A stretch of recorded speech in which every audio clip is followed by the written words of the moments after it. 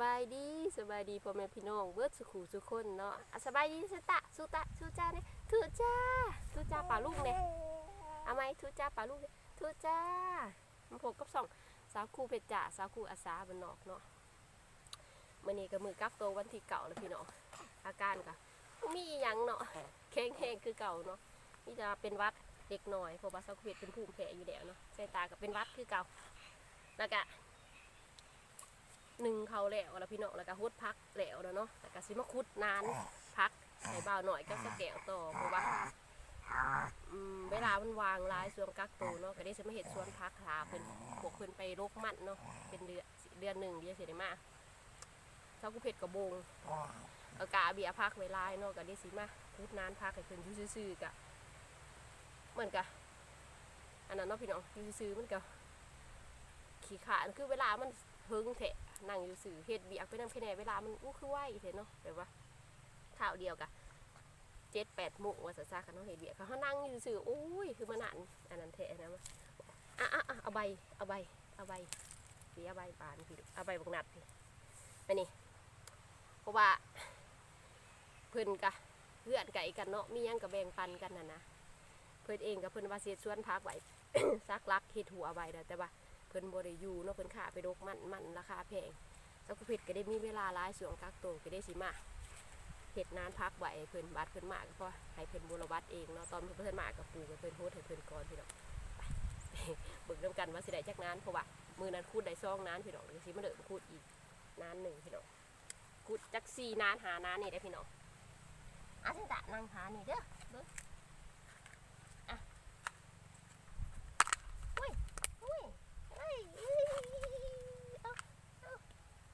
มีตัวป่วนนี่เอาละพี่ขี้หมาบึ้น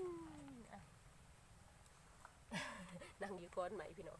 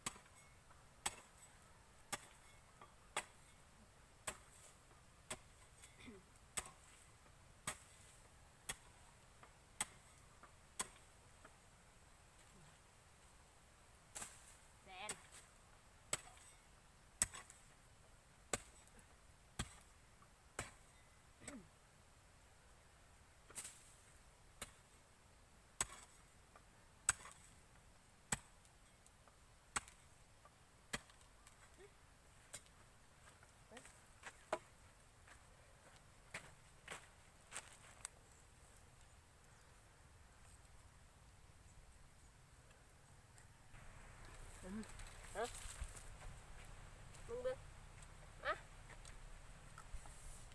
เขามันใบตอนหนึ่งเขาสุกเลยเอามาให้กินทูจ่าก่อนติทูจ่าแม่ก่อน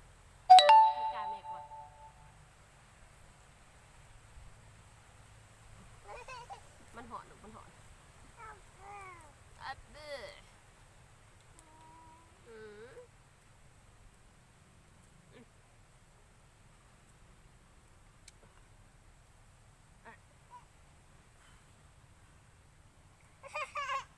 โดยโอ้ยหายยังเดือนนี่จักบ่ถ่ายแม่ก่อนโอ้ย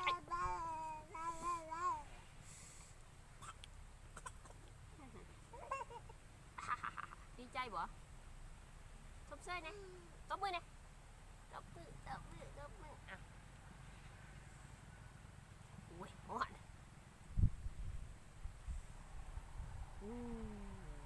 ว้าวอ่ะ เอา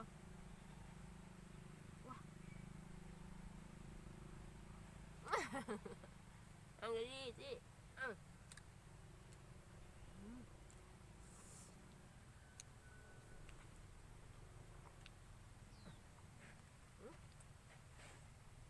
นางขับอยู่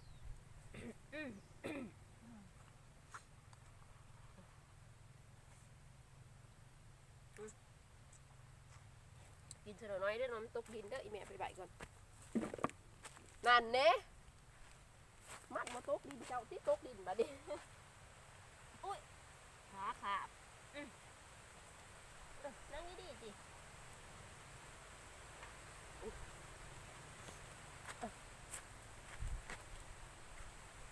ต่อน้ำเดียวเลย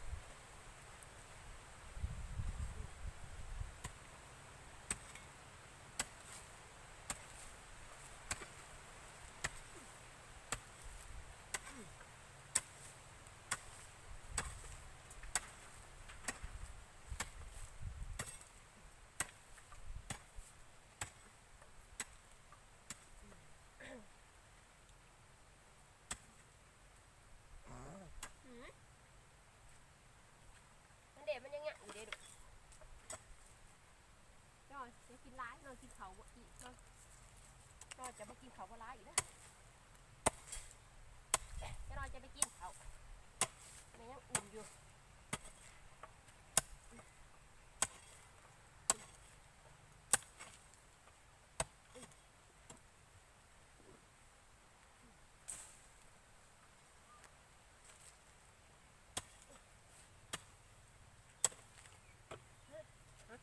เปิดละบ่เปิดละบ่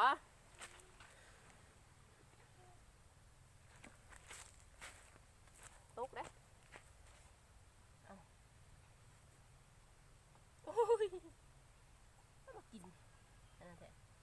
โอ้ยกินนิดดิ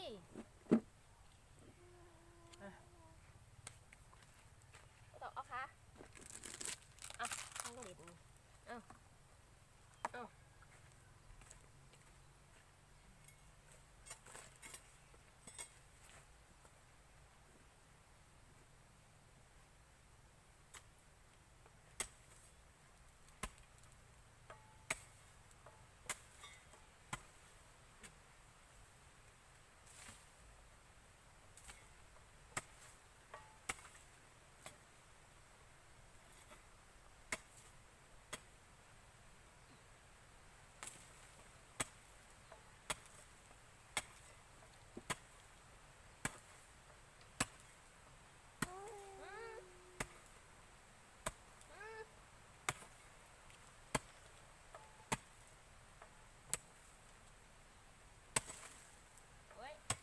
เอาได้ลูกตกเราจะแคะดอกดูนะเอาสิก่อนอย่าเอาเลยคุณตกดินเนี่ย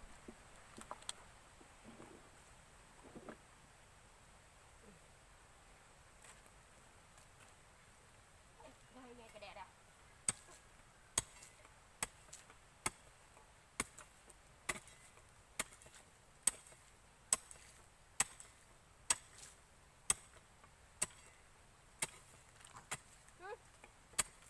คอยเด้อเอาดีเด้อตกเด้อ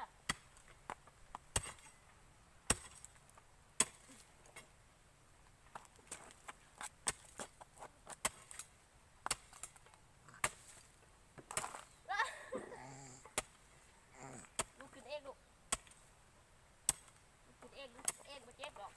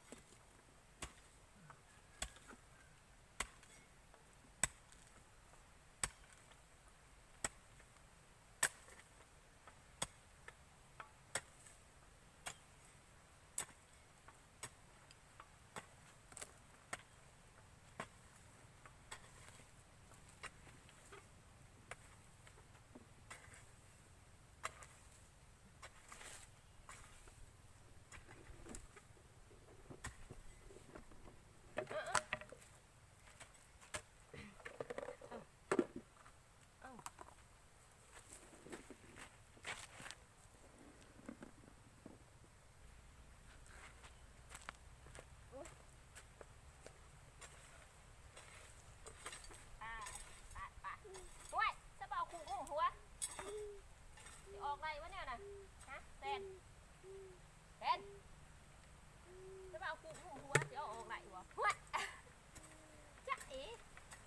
จะเอากุ้งหัวติ่ง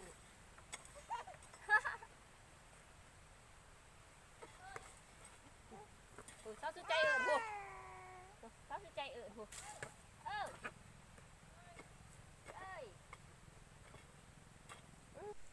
นี่เลยพี่น้อง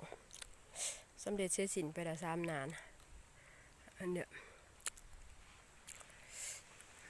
อันนี้เป็นเพื่อนสแกวเบาหน่อยเนาะนี่เด้มันแก้วกระพุดอันนี้นี่แหละนี่คืออันนั้นเนี่ยเราปูไว้เห็ดส่วนคู่เอาไว้เพื่อนพี่น้องบนักบนาเนาะอีหยังซอยกันได้ก็ซอยกันบ่พอนักพอนาแบกหามกันได้เนาะคลิปนี้ก็สิจบเพียงเท่านี้เนาะพี่น้องสั้นๆเนาะบ่มีสาระอีหยังถามไปเบิ่งกันดิแต่ว่าฝากติดตามกดไลค์กดแชร์ให้สักกุเพจเด้อกับแซนต้าเนาะแซนต้าบายบายนะลูกบายบายทุจ้าก่อนทุจ้าป่ะลูกทุจ้าบายบายพี่น้องสบายดีเนาะฝากกดไลค์กดติดตามเด้อเอาจุ๊บกันก่อนว้ายจุ๊บเมียก่อนฝากเบื่อเดี๋ยวว้ายมาหนึ่งมันขันยาเอาจุ๊บก่อนขันยาจุ๊บก่อนบายบายพี่น้องบายบาย